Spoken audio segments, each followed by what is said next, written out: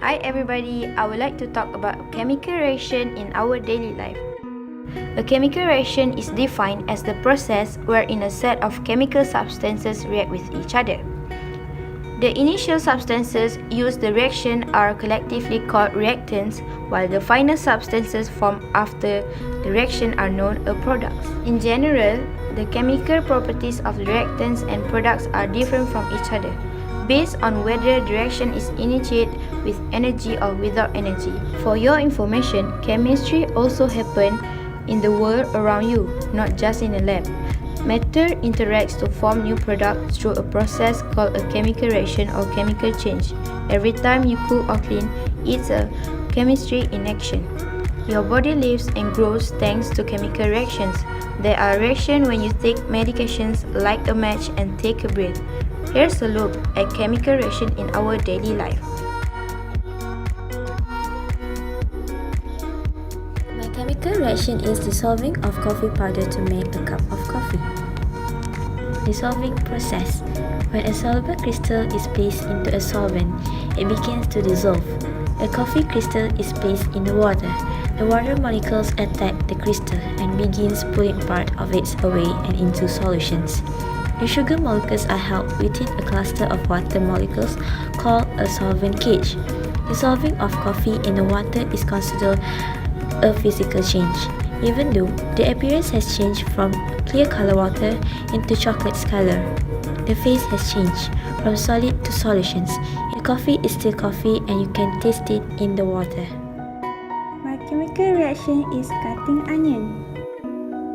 When it comes to cook something, you have properly cut up an onion and experience the burning and tearing you get from the vapors, unless you have avoided cooking.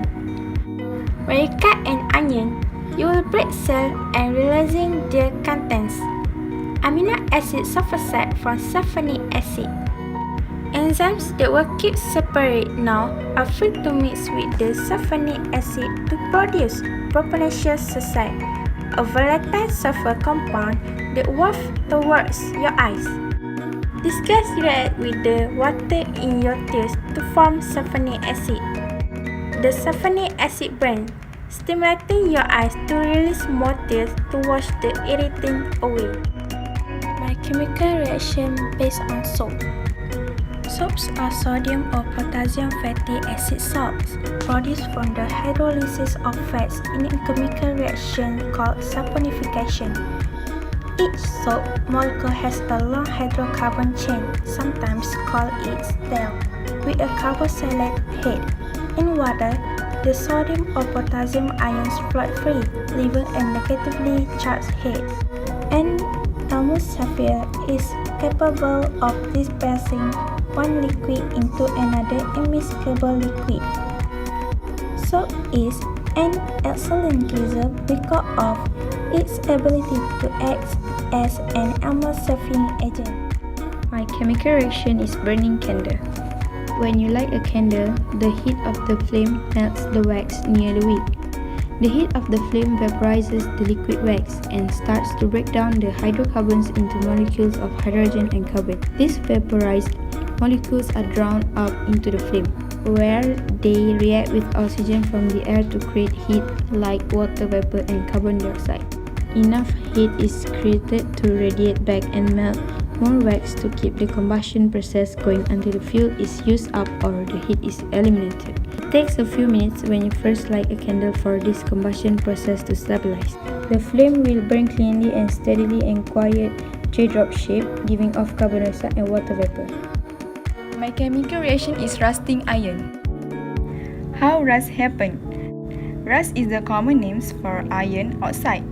Although rust is considered the result of an oxidation reaction, it's worth noting not all iron oxides are rust. Rust forms when oxygen reacts with iron, but simply putting iron and oxygen together is sufficient. Although about 20% of air consists of oxygen, rusting doesn't occur in dry air. It occurs in moist air and in water. Rust requires three chemicals to form iron, oxygen, and water. My chemical reaction is all books that smell good. All books have a sweet smell with notes of vanilla flowers and almonds, which is caused by the breakdown of chemical compounds in the paper, while new books smell like they do because of the curious chemical used when they are manufactured. The chemical breakdown over a period of time of the compounds within paper produce the smell. Paper consists of cellulose and small amount of lining, a complex polymer of aromatic alcohols. Paper that is even more fine contains less lining than cheaper materials like the paper used in newspaper. All books, the chemicals responsible of the sweet smell of all paper are benzaldehyde, vanillin, ethylhexanol, toluenes, and ethylbenzene. These chemical reactions which produce such volatile compounds are called acid hydrolysis. Chemical reactions spanning a considerable amount of time make these compounds produce sweet odor. My chemical reaction is combustion. Burning of fuels is another obvious and familiar chemical reaction in our daily life. A combustion reaction is a major class of chemical reaction, commonly referred as burning. Combustion usually happens when a hydrocarbon reacts with oxygen to produce carbon dioxide and water. In the more general sense, combustion involves a reaction between any combustible materials and oxidizer to an oxide produced.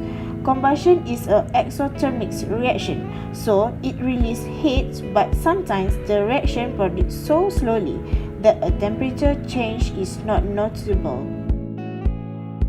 My chemical reaction is melting ice. If liquid water is boiled, it is still water. Likewise, frozen water or ice is still water.